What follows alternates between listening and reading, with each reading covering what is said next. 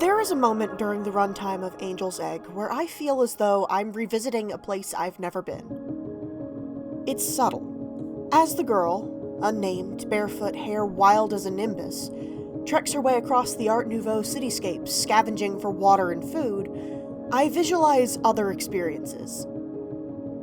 I am crawling the streets of Yharnam in Bloodborne. I am descending the Hollow Nest in Hollow Knight.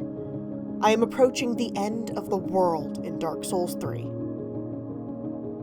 Armed with little more than her wits in a crumbling world, the unnamed girl perseveres, despite the overwhelmingly dire circumstances that permeate a destroyed landscape. The city is one that numerous gamers have traversed.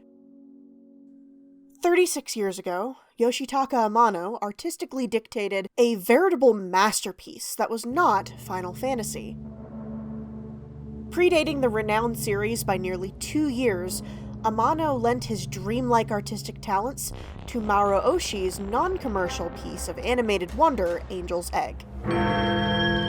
Built upon a threadbare plot and set in a world unfettered by narrative expectations, Angel's Egg has endured its nearly 40-year existence as a piece of moving art, an unstructured neo-Gothic entry in a canon where it will never enjoy the success of titles such as Spirited Away. Another decade passed before Oshii would cement himself as a celebrated auteur with the release of Ghost in the Shell, and Angel's Egg may never enjoy mainstream praise outside of eccentric curiosity.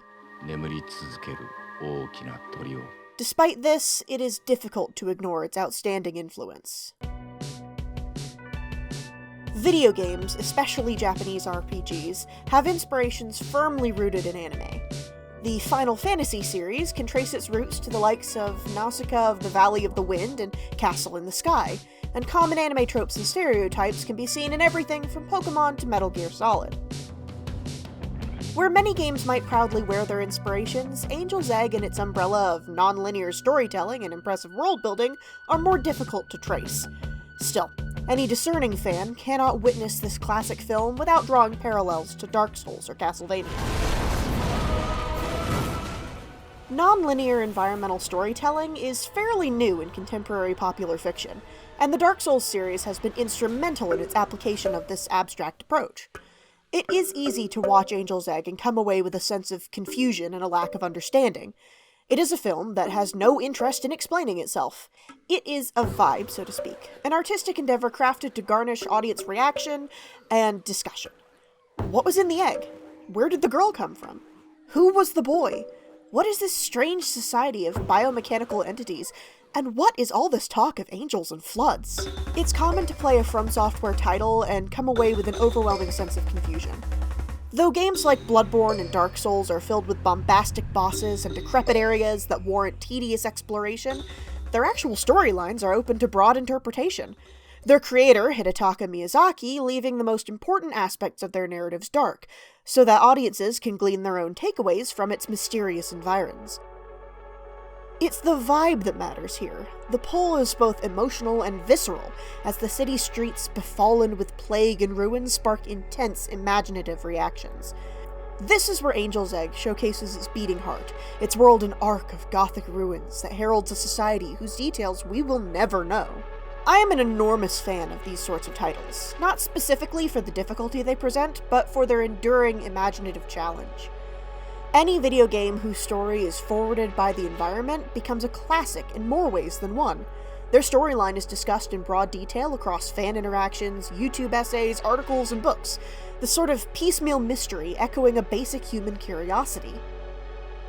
In the recent Ender Lilies Quietus of the Nights, snapshots of a verdure kingdom are granted as temporary respite from the deluge of dark rain that drowns a fungal landscape. Ender Lilies had me considering Angel's Egg, as both titles task a pale, snow-haired waif with an uncertain future among a society post-ruin. What does the egg represent? In 2017, the prominent YouTube essayist Vati Vidya recounted the similarities between Dark Souls 3 and Angel's Egg in this stunning video, proffering a loose connection between the game's final DLC and the film's lingering mystery. The faith the girl has in the egg, the faith that garnishes what might lay inside, is akin to the experiences we imprint upon games whose designs are open to interpretation, each one of us heralding vastly different experiences and what we take away from those loose narratives. What moves me through Dark Souls or Hollow Knight or Castlevania does not rest solely with the general gameplay, but is fostered by the mysterious nature of these worlds. When it comes to enjoying our favorite pieces of media, it's easy to see the through line of influence, whether it's Star Wars into Final Fantasy or Berserk into Dark Souls. Angel's Egg exists as a striking metric, where the takeaway of the film is this dreamy recollection. Authorial intent and inspiration lives in the subconscious, and when designing new works, we pull from the entire library of our personal experiences. Whether it's Hideo Kojima's cinephile influences or Disco Elysium bearing inspiration from True Detective, works that cross mediums gain a meatiness that can be felt by a variety of audiences.